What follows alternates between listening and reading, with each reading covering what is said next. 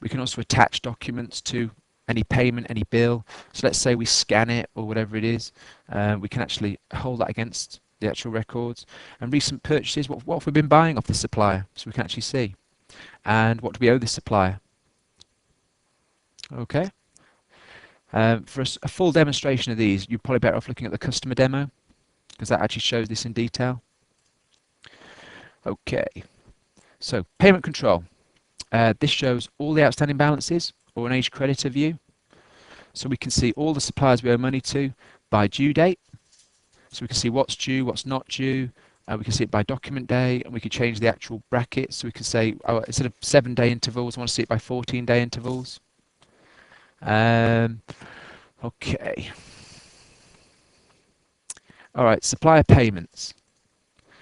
This is if you want to do a payment run. So obviously we saw doing an individual supplier payment, like writing a check or whatever, yeah, an individual supplier payment. But if we wanted to create a payment run, we want to pay multiple suppliers at once, yeah, we could use this routine here. So create payment, create a payment run.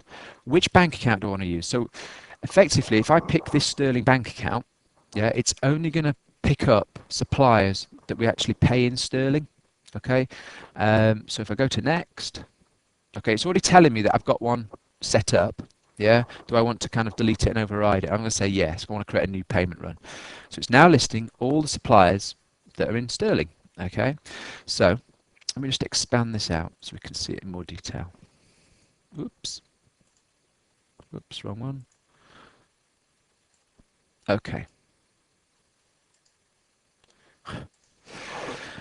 Okay, so I've only got one bill outstanding on ABC. Okay, so I'm going to say I'm going to pay that. Okay, so it's £85.34. I'm going to pay that one. Okay, and that one. Now, there's actually settlement. The terms are actually settlement discount. The settlement discount on this particular transaction was £4. Okay, now if I was within terms, it would have automatically put the £4 in for me. But if I'm a cheeky person, okay, I could actually tick that box and take the £4 settlement discount anyway. So what I can see is that I'm going to pay that amount of money and I'm going to take £4 in settlement discount. Okay, so I've decided to pay that invoice and those two invoices on that account there. Okay, I could, if I wanted to, print a suggested payments report, or I can just ignore it. Okay, right, so I've created the suggested payments report. I can now amend it if I wanted to. Okay, and now I can process it. Okay, so now I process these based on the types of payment that I do. So if this is a check and remittance, okay, it's picked out the suppliers that I pay by check and remittance. Okay, so if I go process payments, okay, I can put in a start check number, or I can say get the next check number and then assign it to all the payments I've got to make, and then I can go process and print, and it'll actually bring up the check layout. And this is only one supplier, so basically it's just going to produce one remittance and one check layout down there. Okay? All right, now, based on that actually successfully printing, okay, it says, did they print correctly? Now, if I say yes, it's going to post the payment and complete it. If I say no, then it'll give me the opportunity to assign new check numbers, yeah, just in case the printer jammed or whatever it might be, yeah, when I was actually trying to print them. So if I say yes, that's it, it's done. Okay. Now, if I go to process payment run again and actually pick a different payment type, hopefully the banking one. Nope.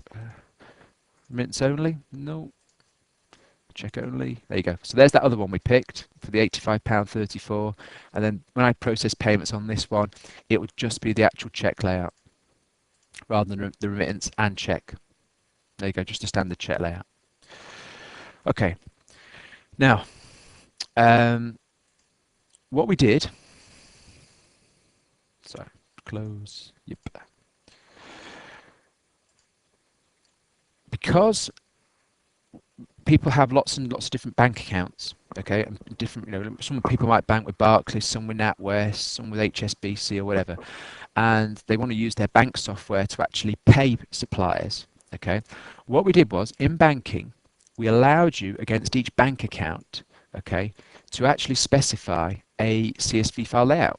Okay, so for example, this bank account here, we allowed you to specify, okay, what order you want the actual fields to be in. Okay, so if I kind of say, I want to save this file as bank payments, okay, and I want the bank account number of the supplier, the sort code, the address, the amount, the currency code, the currency, okay, I want to save that.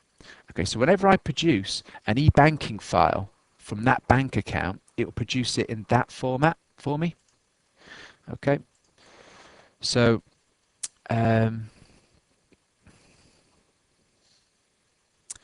let's quickly change one of the suppliers we've got to e-banking.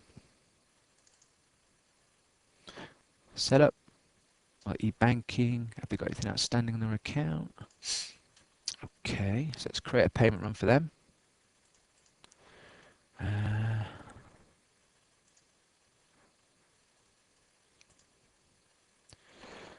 Okay, let's do that again and change the due date.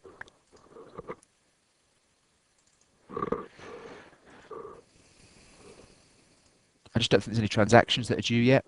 So if I go next, suddenly they appear, which just obviously proves that it does work. Okay. All right. So what I'm doing here is I'm saying I want to pay that bill there, and I want to also take that credit note there as well. Okay. So I'll say next, fine, done. Now I'm going to go into process payment, and I'm going to pick the banking one, and there it is. Okay. So I'm going to say, right, I want to pay those, process that payment run. It then lists all the payments it's going to do, and then it's going to say, do you want to create the actual remittance in the file? Okay, so it's actually telling me where it's putting it. Do I want to view the file? I'm going to say no. Yeah, and that's it. And then I can process and print.